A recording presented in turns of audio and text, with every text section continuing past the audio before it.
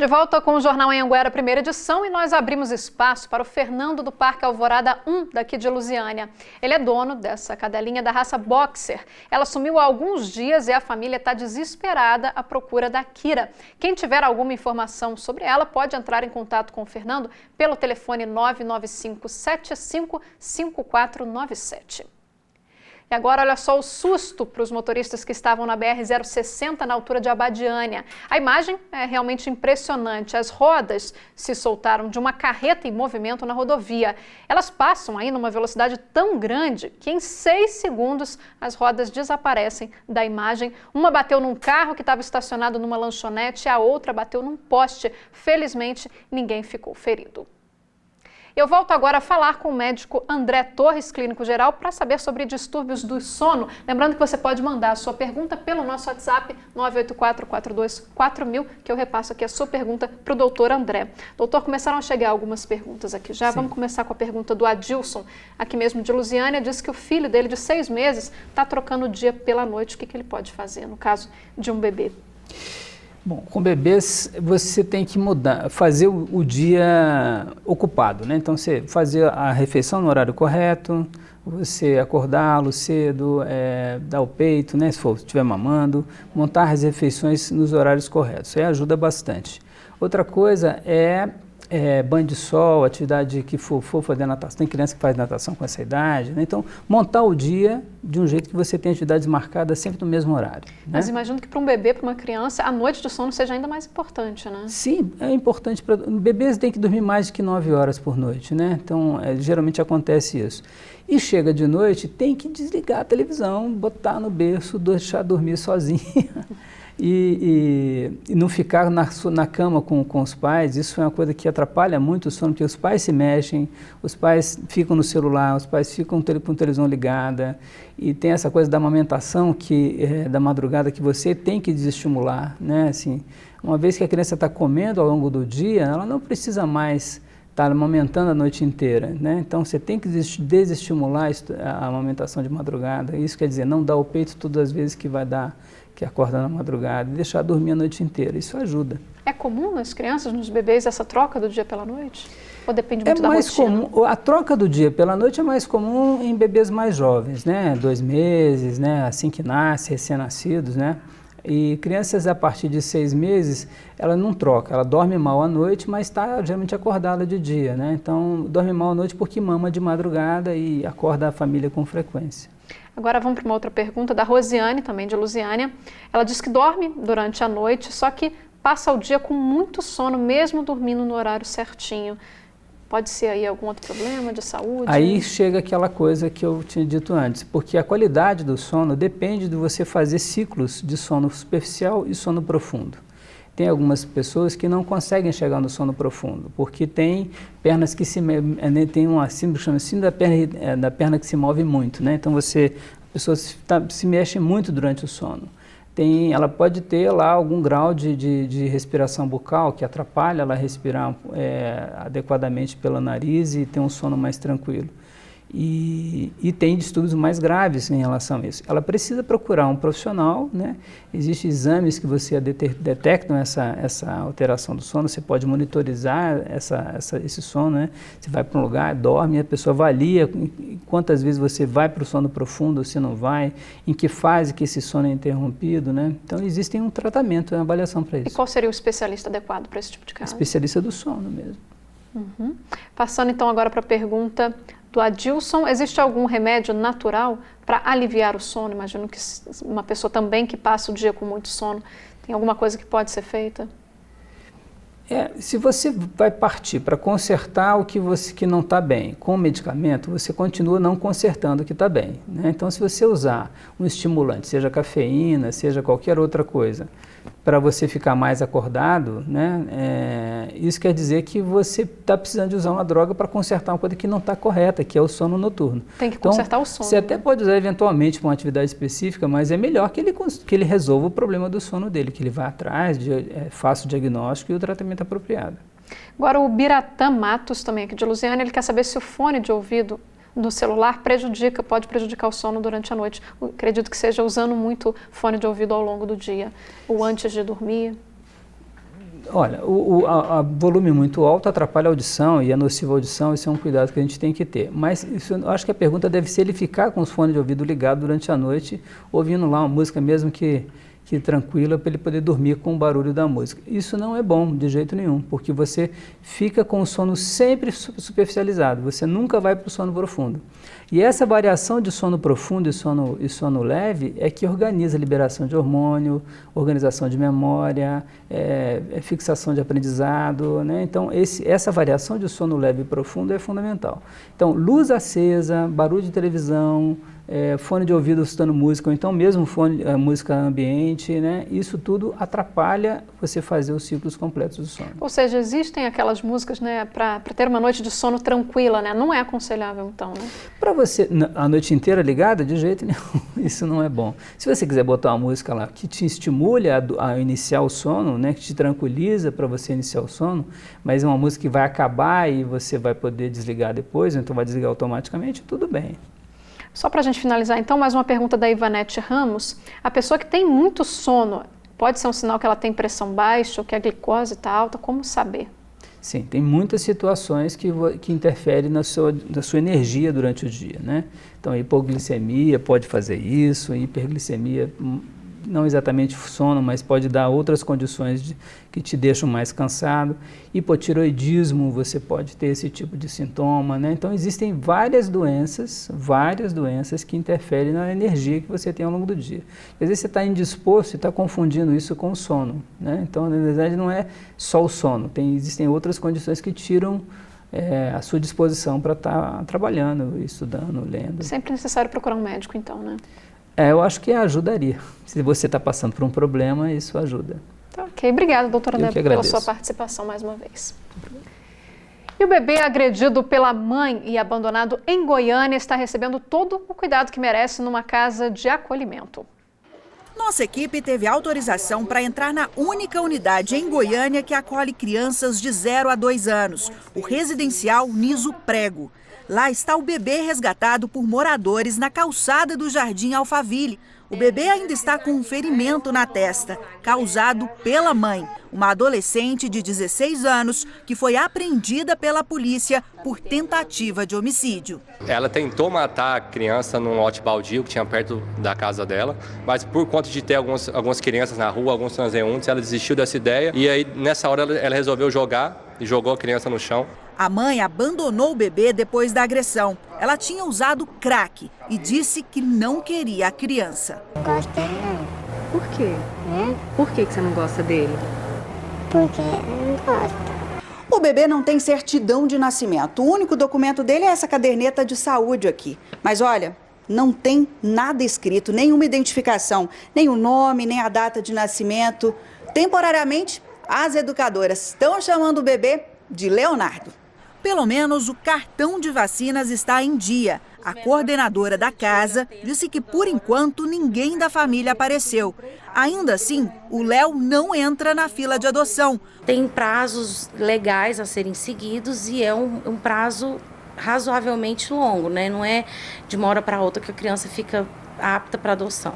Olha, o que eu posso dizer é que ele está muito bem de saúde. Quem ficou preocupado, ele recebeu todo o tratamento lá no UGOL, agora já está aqui nessa casa de acolhimento, nessa unidade, recebendo todo o cuidado. Acabou de dormir mamando, gente. Está bem saudável mesmo.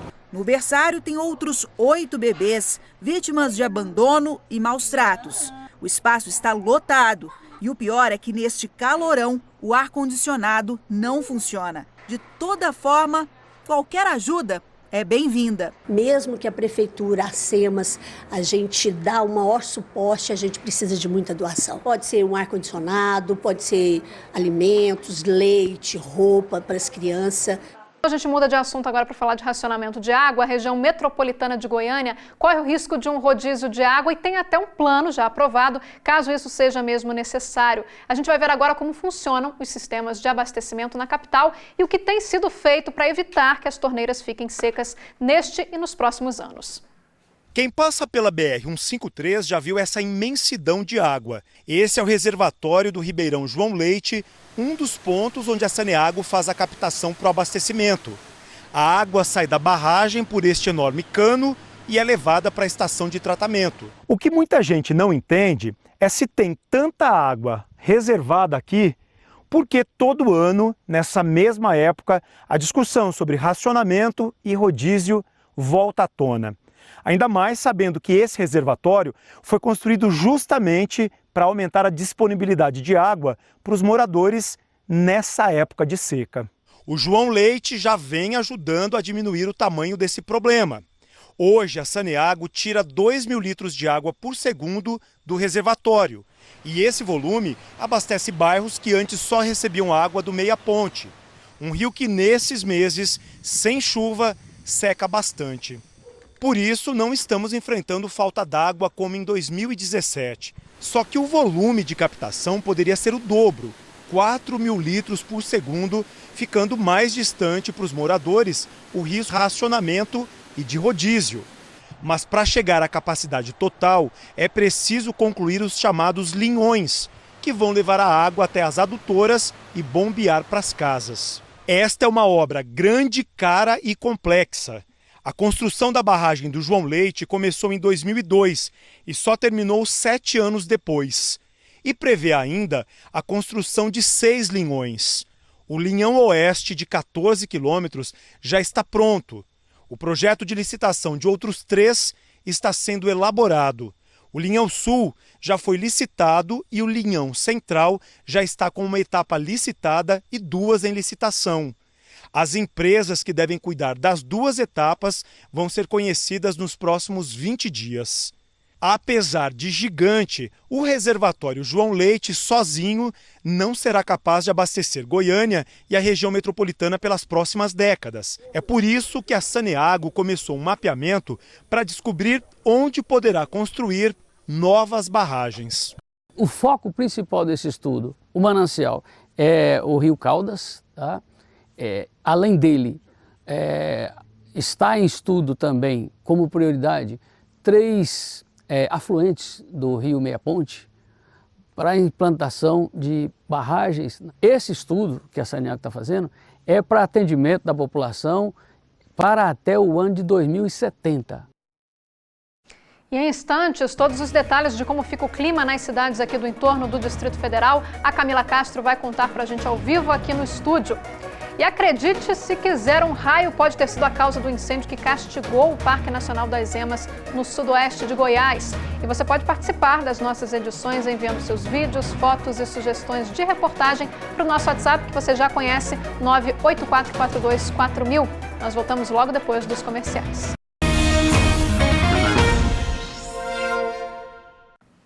Jornal Anhanguera de volta e a hora da nossa previsão do tempo.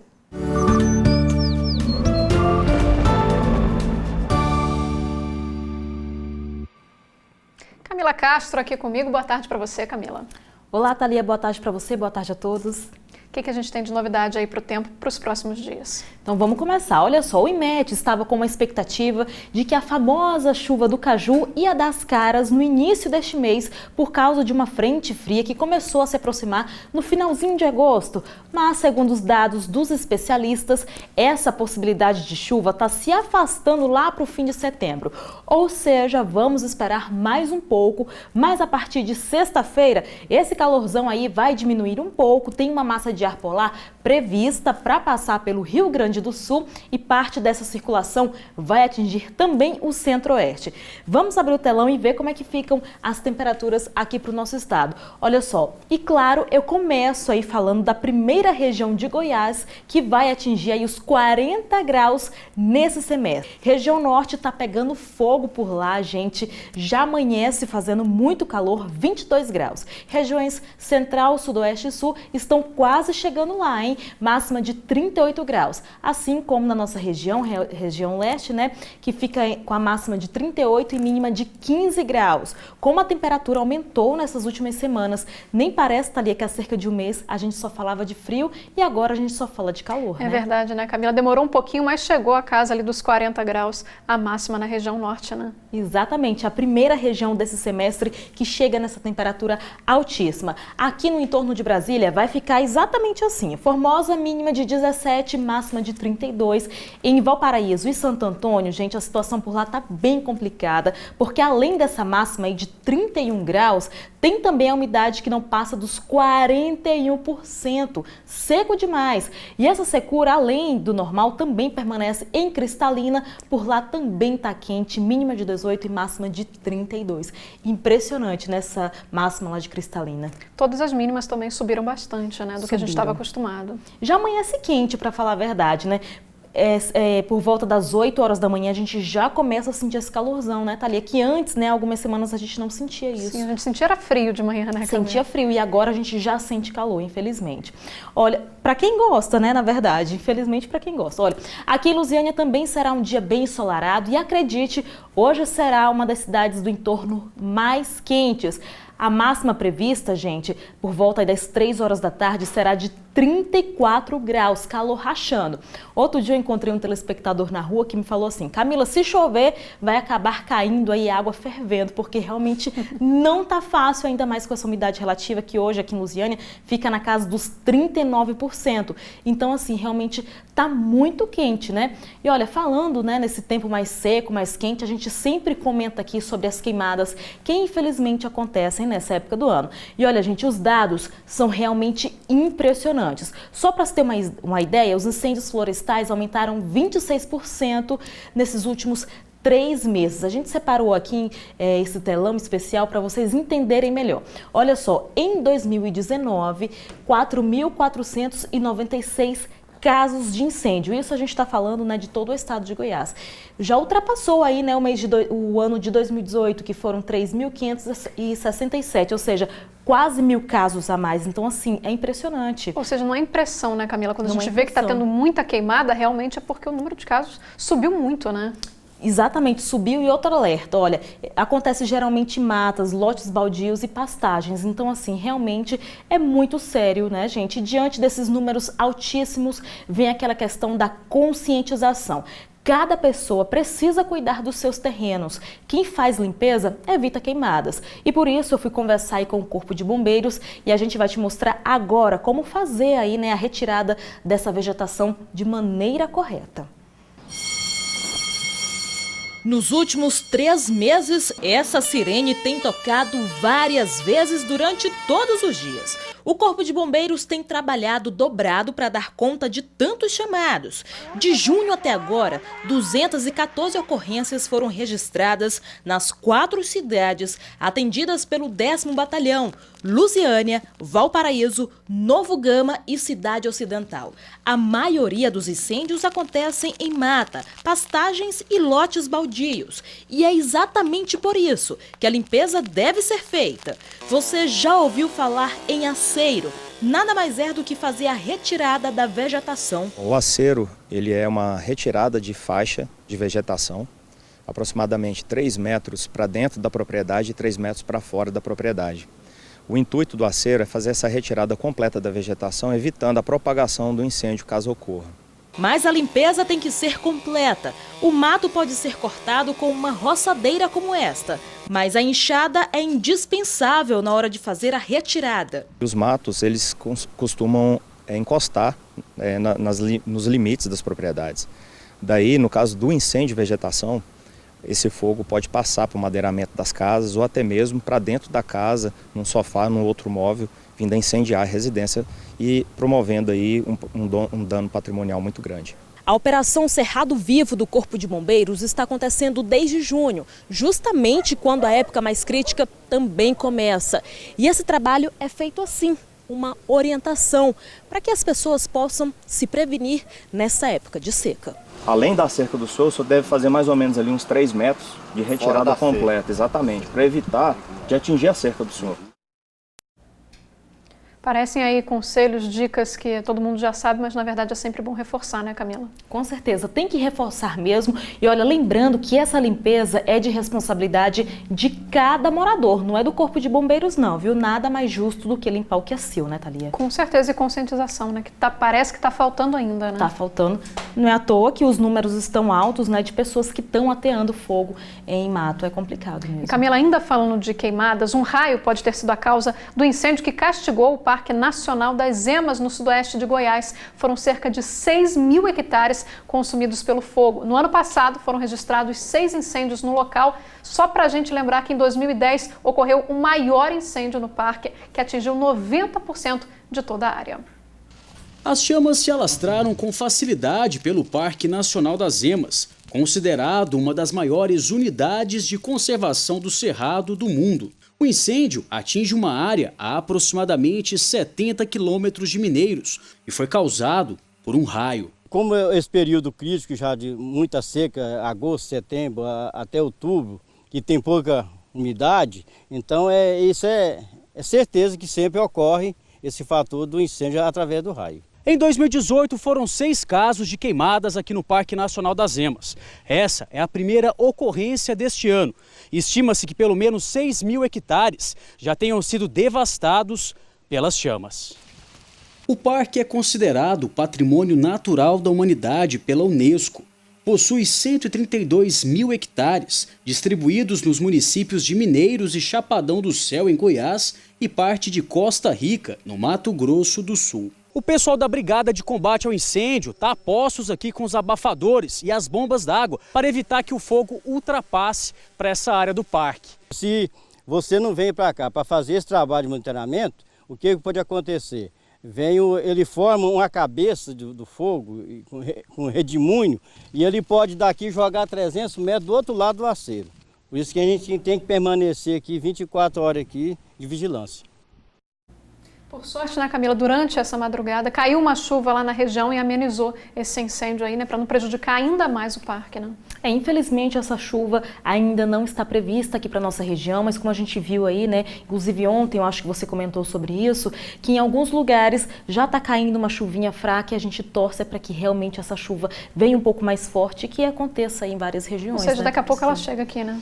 Daqui a pouco ela chega, mas como eu falei no início da previsão, gente, olha, cada vez mais está se estendendo. Dessa vez o INMET aí prevê chuva só para o final de setembro, isso aqui na região do entorno de Brasília. Em outras cidades, chuva mesmo só em outubro. Então, no que é o caso de Goiânia, vai ter que esperar até outubro aí para poder cair chuva. Muito tempo de seca, né? Camila? Já são mais de 100 dias sem chuva em Goiânia e aqui já são mais de 90 dias. É muito tempo. Muito, né? Vamos para as participações agora, Camila? Vamos lá, então. Olha, a nossa previsão está recheada de impês amarelos. Olha que foto legal que a Tamires Aquino tirou no centro de Lusiânia. Realmente é impossível resistir a essas árvores bonitas, né? A vontade é de parar e ficar admirando mesmo. E tem participação de Valparaíso? O Davi Forgaza tirou essa foto no bairro Santa Rita. É o dia indo embora com toda a sua beleza, né? O pôr do sol maravilhoso, muito legal. E eu encerro com essa foto da Rosânia. Olha que céu sensacional. Nuvens que não trazem chuva, como eu já falei, é o tempo seco mesmo, mas que deixa a paisagem sempre também muito bonita, né? Cada dia fotos mais bonitas, né, Camila? A gente viu o ipê ali, cada florada também de cor de ipê é uma paisagem diferente, é uma beleza única, né? Isso, por enquanto a gente está aí tendo, né, esses ipês amarelos, mas daqui a pouquinho também terão outros e assim vai, né? O importante é contemplar e aproveitar cada passagem deles por aqui. Camila, com essas fotos bonitas, então a gente encerra o Jornal Anhanguera por aqui. Obrigada pela sua participação aqui na Previsão do Tempo. A gente volta a se ver amanhã. Volta sim, até amanhã, boa tarde. Jornal Anhanguera vai terminando por aqui. Na sequência tem o Globo Esporte. Outras notícias aqui do entorno do Distrito Federal. Você acompanha ao longo da nossa programação no Anhanguera Notícias. Para você, uma boa tarde. A gente se vê amanhã.